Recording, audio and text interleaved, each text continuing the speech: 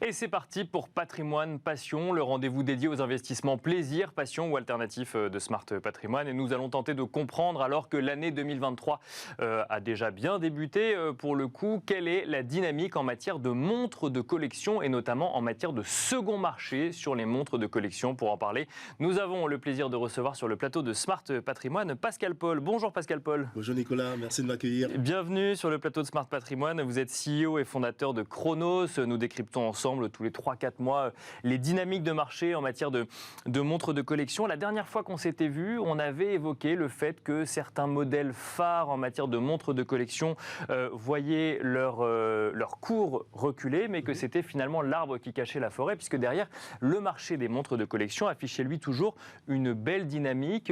À quoi est-ce que vous attendez? Qu'est-ce que vous constatez en ce début d'année 2023 pour l'année qui va se dérouler? Très bien.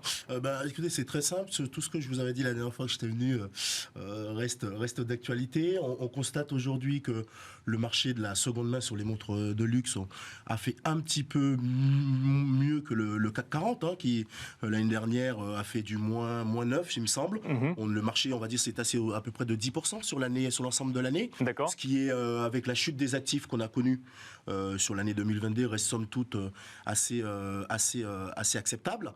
Et en fait, cette chute, elle a été surtout impactée par les iconiques modernes dont D'accord, je parlais l'autre fois, les 4-5 modèles. Les montres stars, finalement. Voilà, que tout le monde veut acheter, qui sont plus disponibles en boutique et qui avaient fait une forme d'inflation des prix un peu inacceptable. Oui, il y avait eu une bulle finalement sur quelques modèles ça avait eu un impact sur tout le secteur. Exactement. Et par contre, si vous sortiez ces modèles et vous regardiez un petit peu dans le fond des choses, oui, le marché était plutôt cohérent, plutôt stable, avec une baisse très très faible. Et ce qu'on se constate sur ce début d'année, c'est que globalement, on a une stabilisation de la baisse, c'est-à-dire les modèles iconiques ne baissent plus. D'accord. Pour prendre un exemple, une Rolex Daytona dont on parlait à l'époque, qui a fait du moins 15% entre juillet et décembre de l'année dernière. Aujourd'hui, on a une stabilité des prix autour de 30-32 000 euros, que ce soit pour le cadran blanc, pour le cadran noir, pour les C'est celle qu'on voit à l'écran, là, pour Exactement. le coup. Exactement. C'est un peu une pièce iconique de la montre et que tous les collectionneurs connaissent. On a d'ailleurs le graphique justement de l'évolution de la cote de cette fameuse Rolex Daytona. Alors déjà, cadran blanc ou cadran noir, ça change beaucoup de choses quand on va investir sur une montre iconique comme ça? Exactement. C'est comme un peu le terroir dans le vin. D'accord. Les cadrans des montres jouent sur la cote. Donc, d'accord. Le blanc étant beaucoup plus recherché, donc ça joue sur le prix. Ça joue sur le prix, sur le second marché en tous les cas. Alors, pas en boutique puisque les prix catalogues sont les mêmes, mais oui, il y a un impact prix. Ouais, tout à fait. Et alors, on voit le graphique à l'écran qui montre justement cette variation de prix sur cette fameuse montre iconique. Comment on explique qu'il y a eu une bulle et qu'ensuite derrière, ça a eu un impact sur tout le secteur finalement? C'est quoi? C'est que les montants sont faramineux quand on parle de ces montres iconiques, ou que c'est finalement ce type de montres qui tirent le marché? Alors moi, mon analyse, elle est simple. Je pense que on a eu, tout le monde vous le dira, il y a eu un afflux de liquidité pendant cette période pré et pendant le Covid, qui fait que l'argent était facilement accessible et ça a joué sur la plupart des actifs, puisqu'il y a une inflation qui a quand même été constatée sur pas que les montres, les voitures de collection par exemple aussi ont eu un impact, un effet un peu similaire et globalement quand vous avez ces prix qui ont beaucoup monté parce qu'il y avait beaucoup de liquidité.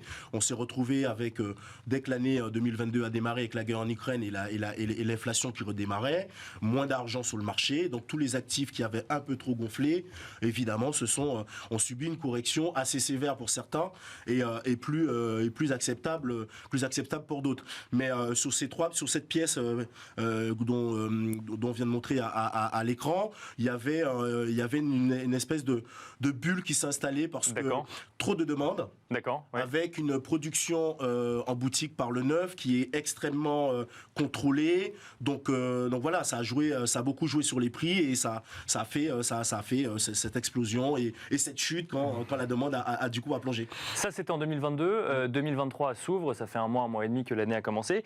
Et là, vous nous dites que du coup, on est revenu sur des niveaux de prix qui se stabilisent, donc où se retrouve finalement une offre et une demande. Tout à fait. Donc en gros, nous on a constaté que les prix sont revenu au niveau avant Covid. D'accord. C'est-à-dire le montant que je vous ai donné tout à l'heure de prix pour cette pièce, par exemple, c'était le même prix de vente en 2020. D'accord. Donc on va dire le marché a complètement effacé l'augmentation qu'il y a eu sur ce modèle. Et aujourd'hui, on est revenu sur des montants beaucoup plus acceptables de marché avec une croissance correcte de 5 à 10% par an. C'est ce qu'on prévoit, nous, pour cette année, sur ce type de modèle et sur le marché en général. Alors, justement, je vous propose de rester sur les modèles que vous avez identifiés comme les modèles potentiellement porteurs pour cette année. Alors, expliquez-nous, du coup, donc il y a cette fameuse Rolex Daytona, toujours. Tout à fait. Pourquoi est-ce que, selon vous, c'est un modèle sûr en matière d'acquisition? Parce que dans ce rendez-vous, finalement, on parle d'investissement comme on parle de collection. Ça reste une acquisition pour des passionnés de montres, mais pourquoi est-ce que selon vous, il y a une volonté d'investir dessus, ou un potentiel? Pour nous, alors nous, on a identifié deux choses. C'est que déjà en 2023, c'est les 60 ans de la Daytona. Elle a été lancée en 1963 par Rolex, et donc c'est un anniversaire assez stratégique. Et le dernier lancement de Rolex sur ce type de modèle remonte déjà à plus d'une dizaine d'années. Donc il y a des rumeurs de marché qui prévoient que il y aura certainement à minima une retouche du modèle, ou au mieux le lancement d'une nouvelle référence. Et donc, quand on lance une nouvelle référence, ça crée un effet rareté sur l'ancienne. Cette pièce, dans ce cas-là, si elle devient, elle est arrêtée de production, elle va devenir pré-collector, et ça va impacter la demande et la valeur sur le marché. Donc ça, c'est le premier point. Et puis le deuxième point, en tant que plateforme, sur Chronos 360, on a constaté une augmentation de la demande et des recherches de mots-clés sur ce modèle-là depuis le mois de janvier, et une stabilisation des prix auprès des marchands professionnels. C'est-à-dire, il n'y a plus de baisse, les prix sont stabilisés et recommencent un peu à monter. Donc on est plutôt d'avis à conseiller les acheteurs de se positionner sur cette pièce-là en cette année 2023. Bon, ça c'est la marque Rolex, effectivement, que tout le monde connaît quand on parle de montres de collection, mais de montres qu'on a envie d'acquérir sans qu'elles perdent trop de valeur. Et si, pourquoi pas, elles pouvaient en gagner un peu, ce serait pas mal aussi. Il n'y a que Rolex ou il y a d'autres modèles? Non, il y a d'autres modèles. Vous avez des marques comme Audemars Piguet, comme Patek Philippe, qui sont des valeurs sûres. Après, vous avez Vacheron, Constantin, mais on a, nous, dans notre classement, une marque qui s'appelle Girard-Perregaux, qui fait partie du podium cette année, avec le modèle Laureato, qui est un modèle sport chic, qui est une montre qui se rapproche, qui ressemble un peu à la Nautilus, d'ailleurs, pour ceux qui connaissent, ou la Royal Oak d'Audemars Piguet. C'est une pièce qui, aujourd'hui, se négocie un peu moins de 10 000 €, donc ça reste extrêmement accessible.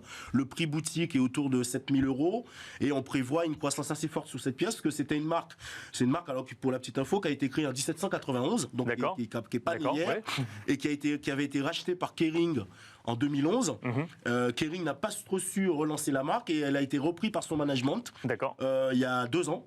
Et ils sont en train de raconter une belle histoire, et franchement la demande suit. Nous on le voit sous la seconde main.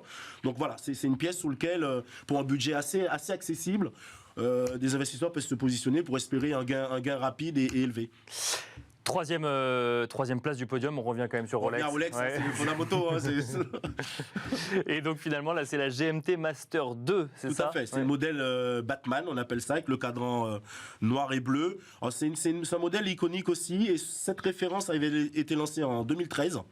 Et c'est les 10 ans cette année, donc pareil, comme la Daytona. Il y a des prévisions de relance, d'évolution du modèle, sur lequel il y a une très très forte demande sur cette pièce. Et pour la petite information, c'est une pièce qui a subi une grosse correction sur 2022, qui a subi une correction de quasiment 18%. Et donc c'est le bon moment pour y revenir.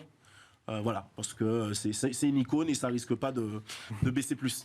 Bon, on rappelle que ce ne sont pas des conseils d'investissement et que toute acquisition ou tout investissement reste risqué, évidemment. Et ça reste de la passion. Et ça reste de la passion. Il vaut mieux s'y connaître notamment et s'intéresser à ce dans quoi on investit. Si on se pose la question, Pascal Paul, cette fois-ci non plus de quelques modèles iconiques que l'on voit effectivement, qui portent quelque part le marché, mais sur le marché des montres de collection, c'est un marché qui représente combien aujourd'hui? Alors aujourd'hui, c'est un marché qui est estimé à 20,5 milliards d'euros.